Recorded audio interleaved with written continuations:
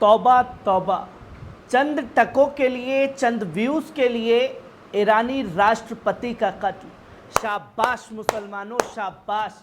और क्या ही उम्मीद की जा सकती है आपसे जब आप जंग के 7 महीने से गाजा पर कब्जा कराने की तमाम खबरों को चला रहे हैं, तो आपने ईरानी राष्ट्रपति की कत्ल की खबर चलाने से भी गुरेज नहीं किया, बल्कि ईरानी मीडिया ने भी इसका खुलासा नहीं किया, ना ही ईरानी सेना ने इसका खुलासा किया, ना ही ईरानी मंत्रालय ने इसका खुलासा किया, और ना ही किसी इंटरनेशनल वेबसाइट ने यह साफ तौर पर बताया है कि ईरानी राष्ट्रपति के जो हेलीकॉप्टर क्रैश हुआ है उसमें वो नहीं रहे। आप लोगों की घिन आती है कि चंद व्यूज और चंद टकों के लिए अपने ईमान को बेच रहे हैं, जहां आप सीधा खबर चला रहे हैं कि ईरानी राष्ट्रपति का कत्ल, और अब किस मुंह से बता रहे हैं कि ईरानी राष्ट्रपति लापता हो गए। ये चीजें लगातार लोगों के सामने आ रही हैं। जब आप ये तमाम झूठी भरी खबरें चला रहे हैं तो खुद ईरान की आवाम और पूरी दुनिया के मुसलमानों के हाथ जो हैं ईरानी राष्ट्रपति की सलामती के लिए दुआओं में उठ चुके हैं। पहले इस वीडियो पर नजर डालिए।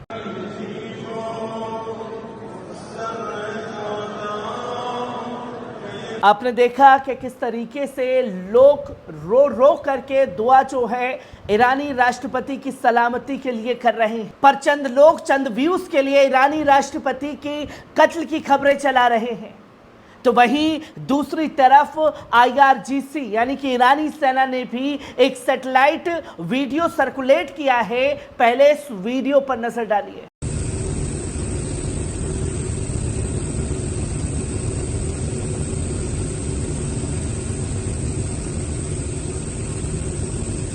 आपने देखा कि ये सैटेलाइट वीडियो जो है वो सर्कुलेट किया गया IRGC की तरफ से, और ये बताया गया कि साहब देखिए कि हेलीकॉप्टर जो है कहीं सेफ लैंडिंग हुआ है, किस जगह पर हुआ है उसका अता पता नहीं चल पा रहा है, क्रैश की भी खबरों को बताया नहीं जा सकता। पर हमारी सर्च टीम जो है बीते 12 घंटे से लगातार संपर्क साधने की कोशिश कर रही है तमाम लोगों से। IRGC ने भी ये नहीं कहा कि कत्ल हो चुका है या ईरानी राष्ट्रपति नहीं रहे, पर यहाँ चंद व्यूज चंद टकों के लिए सीधा कत्ल की खबरें। कुछ ऐसे ही चंद टके और चंद व्यूज वाले लोग हैं जो दुर्घटना की खबर आई, हादसे की खबर आई तो सीधा जश्न मनाते हुए दिखाई दिए। पहले इस वीडियो पर नजर डालिए। این مردن رئیس جمهور فقید کشورمون رو تبریک میگم به کل مردم ایران. امیدوارم که باقیه‌شون هم आपने देखा कि किस तरीके से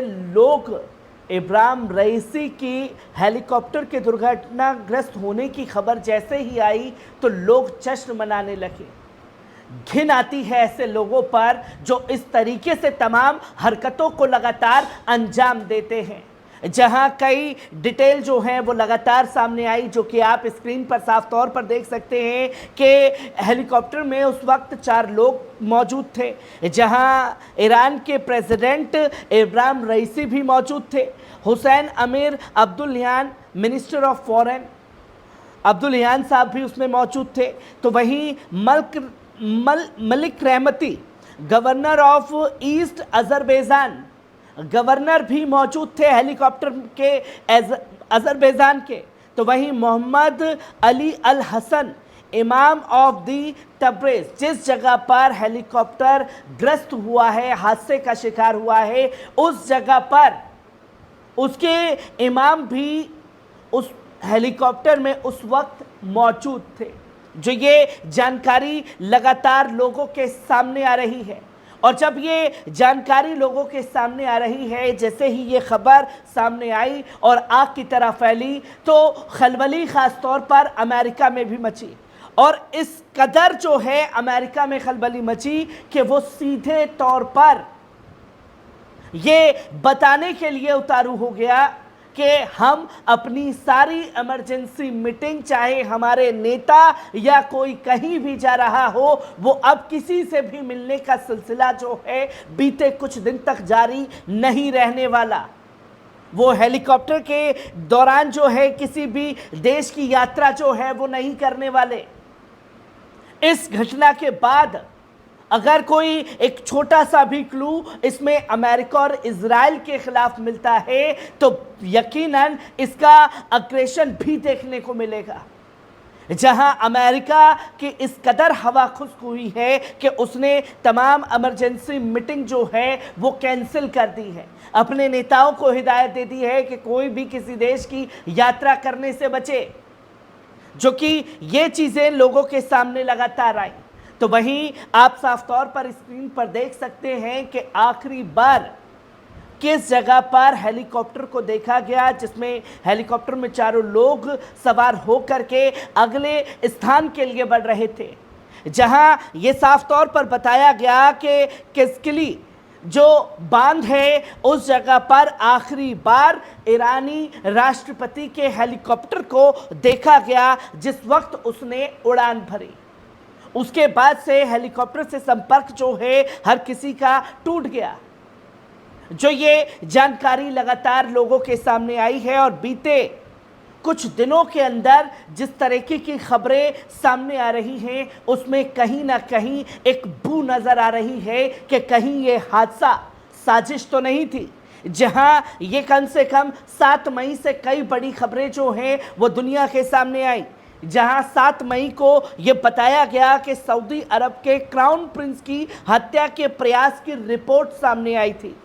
14 मई को तुर्की में विफल तख्ता पलट की रिपोर्ट सामने आई थी और 15 मई को स्लोवाक प्रधानमंत्री फीको पर हत्या के प्रयास की रिपोर्ट जो है वो सामने आई थी और 16 मई को सर्बियाई राष्ट्रपति वुसिक को धमकी देने वाले एक व्यक्ति को गिरफ्तार किया गया था और 19 मई को हेलीकॉप्टर दुर्घटनाग्रस्त में रेसी शामिल थे जिसे मृत मान लिया गया है।